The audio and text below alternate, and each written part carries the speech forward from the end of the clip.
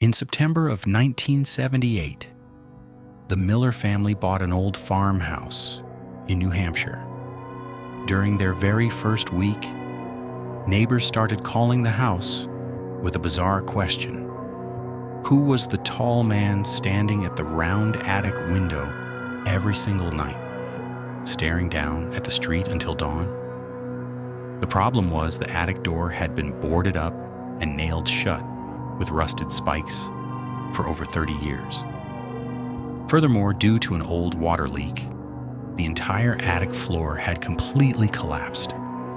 There was literally no floorboard left up there for anyone to stand on near that window.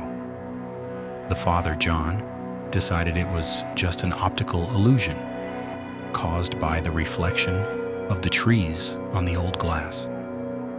But on Thursday night, while walking through the yard to put his tools away, he looked up. Under the dim light of the moon, there was a perfectly clear human silhouette, with its forehead pressed flat against the round attic glass. It wasn't moving. John ran inside, grabbed his camera, and took a photo from the yard with the flash on. The next day, when he developed the film, his blood ran cold. The photo didn't show a reflection. It revealed a pale, hollow-eyed figure with impossibly long, thin fingers pressed flat against the inside of the glass. Armed with a crowbar, John went upstairs and ripped the wooden boards off the attic door. The space was completely empty, covered in a decades-old, undisturbed layer of gray dust. There were no footprints on the remaining beams. But when he balanced himself across the support joists to get close to the round window, he found physical proof: wet, greasy smudges from a human face and two massive fingerprints left on the inside of the glass. The Millers abandoned the house that same week. The photo taken by John was confiscated by local police and remains to this day archived as one of the state's most unsettling, unsolved mysteries. In the autumn of 1984, a young camper named Thomas Shaw disappeared deep within Silver Falls State Park in Oregon. 3 days into the search, rescue teams located Thomas's campsite.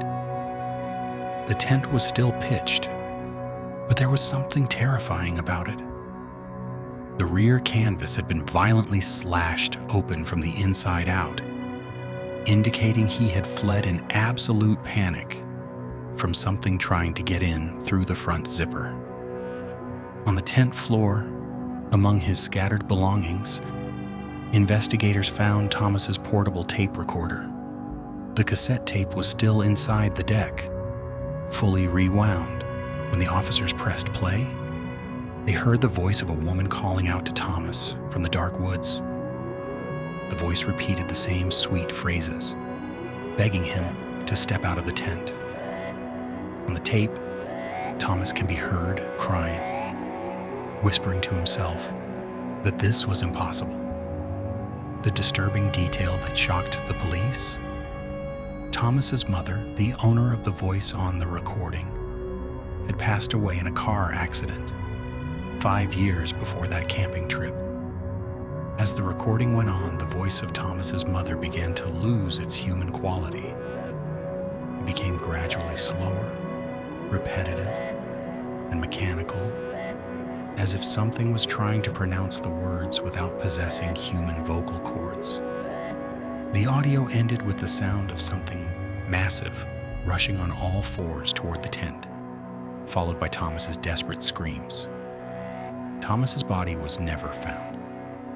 The only physical clues collected by forensics were deep, two-toed footprints pressed into the mud around the campsite. The prints were massive, measuring nearly 16 inches in length, and they ended abruptly at the entrance of an impassable rock crevice in the mountain. To this day, the audio recovered from that cassette tape is kept under strict judicial seal, considered one of the most terrifying and inexplicable pieces of evidence in American folklore.